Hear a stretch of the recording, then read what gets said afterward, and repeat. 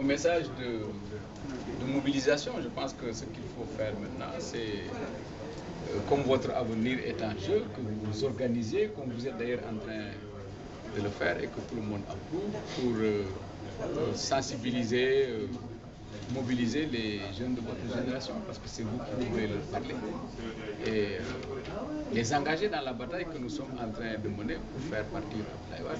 Abdoulaye Wade avait promis aux jeunes l'emploi. Non seulement il n'a pas créé d'emploi, mais il a détruit tous les emplois qu'il a trouvés là. Les fleurons de notre économie ont été mis par terre. Et donc, ce combat-là, je crois, il est le vôtre. Hein. Le combat de 2012 est essentiellement le combat de la jeunesse. Et comme vous l'avez vu, au niveau du pays, des jeunes qui sont comme Y'en a marre, et puis d'autres jeunes dans nos instances de parti sont en train de se battre.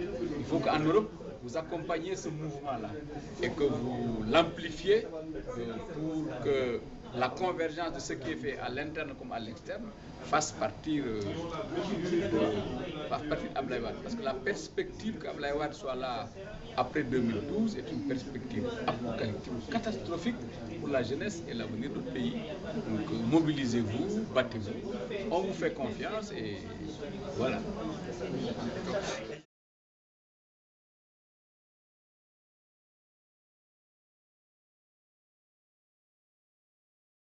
L'argument massue principal, c'est que Abdoulaye Wade ne tient pas sa parole.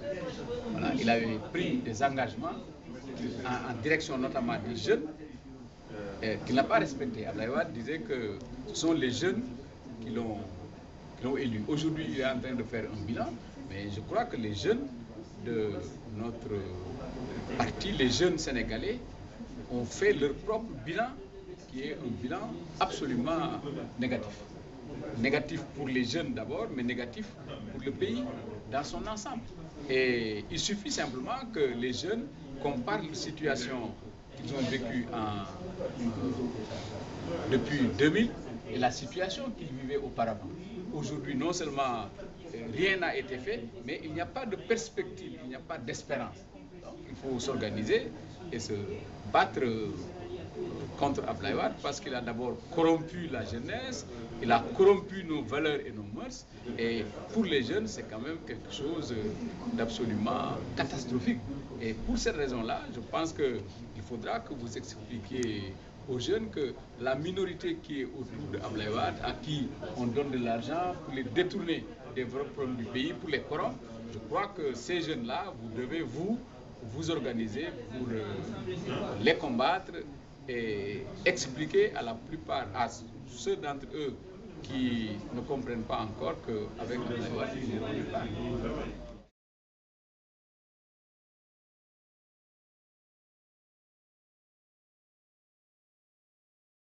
En tout cas, nous aurons comme sur-priorité la question de l'emploi. Et pour qu'il y ait de l'emploi, il faut qu'il y ait des investissements.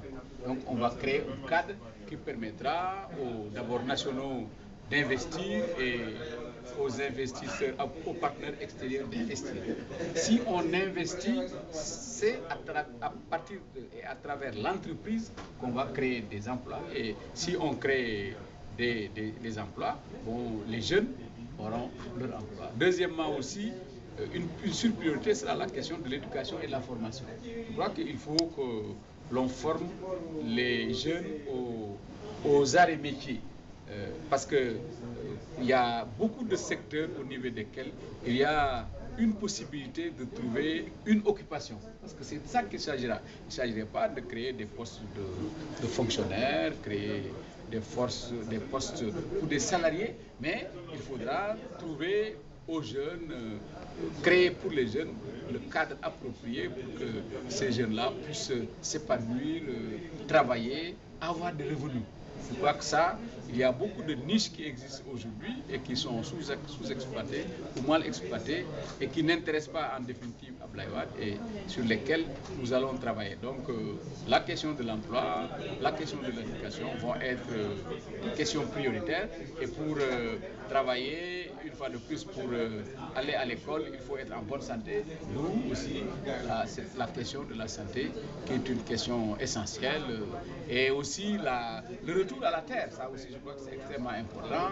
Voilà, et les jeunes devront comprendre que c'est par l'agriculture que notre pays peut nourrir ses fils et là aussi créer des cadres. Parce que le rôle vraiment de l'État, c'est de créer le cadre approprié pour que nos jeunes puissent s'épanouir.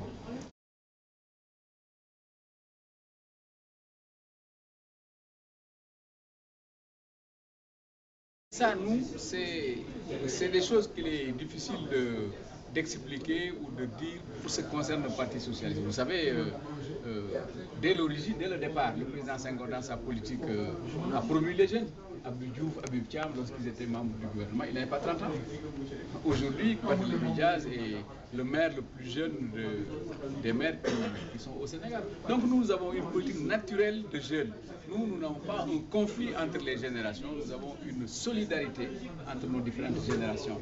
Les jeunes qui ont aujourd'hui 18 ans, 20 ans, 25 ans, et les sages du parti qui ont plus de 80 ans. C'est cette chaîne de solidarité qui fait notre parti et naturellement, les uns viennent après les autres. C'est comme ça qu'il faut faire et non pas créer des conflits artificiels entre les générations. Je crois que nous, ce n'est pas dans notre démarche. Nous créons la place progressivement pour les jeunes filles comme jeunes garçons, et nous les responsabilisons et pour qu'ils acquièrent progressivement une expérience pour pouvoir demain prendre le relais.